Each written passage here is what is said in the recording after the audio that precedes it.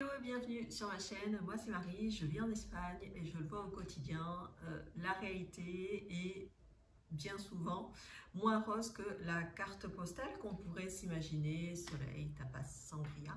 Et la dernière fois, j'ai vu passer le chiffre de 3,5%, c'est le PIB que l'Espagne a fait, c'est mieux que ce qui était prévu.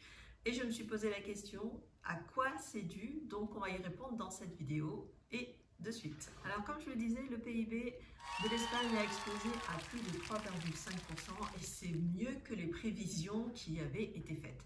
Donc à quoi c'est dû cette augmentation? Parce que déjà en Espagne, les salaires sont assez bas, il y a pas mal de chômage et puis il y a surtout le prix des loyers qui a explosé dans certaines régions. Donc, ces 3,5%, cette manne financière, est-ce qu'elle profite aux Espagnols dans la vie de tous les jours? Le secteur qui a permis justement de pouvoir augmenter donc le PIB. Alors, il y a le tourisme qui représente 12 à 13% du PIB national. Donc, selon l'INE, c'est tout simplement l'équivalent de l'INSEE donc en France. J'ai quelques petits chiffres à vous donner. Donc, au niveau du tourisme en 2024, les touristes ont dépensé plus de 126 milliards d'euros et il y a eu plus de 84 millions de visiteurs, donc ce qui a permis à l'Espagne d'être au deuxième rang mondial. Donc, qui a bénéficié de cette manne? On va avoir les hôtels, les Airbnb, donc les restaurants.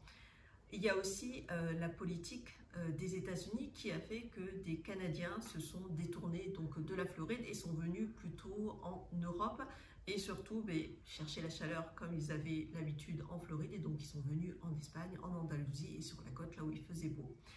Donc je pense que cette augmentation du PIB est surtout due au tourisme, mais qu'est-ce qu'il en est des autres industries en Espagne? On va parler des PME et de l'industrie qui représentent entre 15 et 16% du PIB. Donc on a l'automobile, on a la chimie, l'agroalimentaire, l'énergie. Hélas, leur croissance, elle n'est pas aussi élevée que celle du tourisme.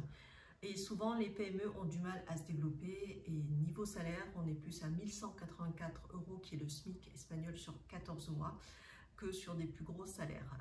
Le salaire moyen brut national, lui, est autour de 2200 euros à 2400 euros et ça va surtout être donc à Madrid, dans les régions aussi de la Catalogne, du Pays Basque, tout simplement où les offres d'emploi, on demande des emplois qualifiés.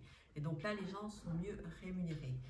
Il y a donc un écart entre les chiffres et la vie réelle. Par exemple, là, le chômage, le taux national, lui, il est à 11,7% en 2025. L'Andalousie est à 14,9%, c'est l'un des plus élevés et ce sont souvent les jeunes et les femmes qui sont touchés. Et il y a beaucoup de jeunes qui décident de partir, donc aller chercher un travail ailleurs, comme en France, en Allemagne, etc., dans d'autres pays européens pour pouvoir justement s'en sortir. Le PIB a augmenté, mais le quotidien de la majorité reste coincé entre les petits salaires et la précarité. Les conséquences sociales dues au tourisme.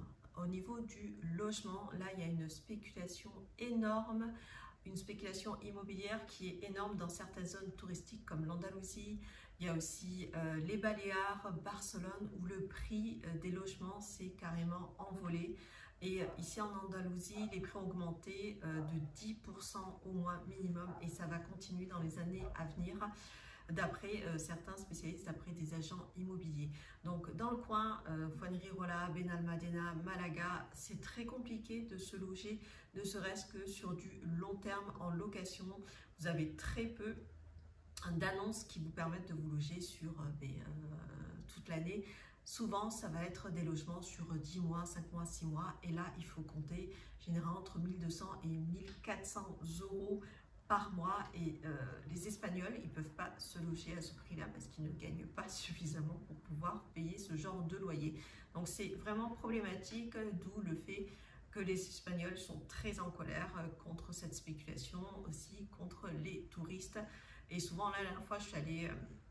Quand je courais, j'avais vu sur un petit muret, il y avait écrit « Guiri, go home ». Alors Guiri, c'est tous les étrangers, donc là, ils en ont assez, et ce qui peut se comprendre parce qu'ils n'arrivent plus à se loger. Les aides sociales, elles sont limitées, il faut remplir certains critères, et en plus, elles sont limitées dans le temps. Donc beaucoup d'Espagnols ne peuvent pas en bénéficier, et ce qui fait que pour certains, ils tirent vraiment la langue à la fin de chaque mois, c'est vraiment compliqué. Il y a l'inflation ces dernières années aussi, tout a augmenté, que ce soit l'alimentation, l'énergie, et ça prend une part importante du budget des Espagnols. On a donc des salaires qui stagnent et un pouvoir d'achat, lui, qui se réduit. En conclusion, le PIB espagnol gonfle grâce au tourisme et un peu à l'industrie. Mais la vie des Espagnols ne s'est pas pour autant améliorée car il y a toujours un problème derrière ces chiffres-là, mais ce sont les bas salaires, le chômage qui est élevé et là en plus le prix des logements qui est devenu carrément inaccessible pour beaucoup d'Espagnols. J'espère que cette vidéo vous a plu. N'hésitez pas à me laisser en commentaire ce que vous en pensez, quelle est votre analyse également. Et si vous avez envie d'avoir d'autres vidéos sur l'Espagne, n'hésitez pas à vous abonner à mon compte. Et je vous dis à très bientôt. Bye bye!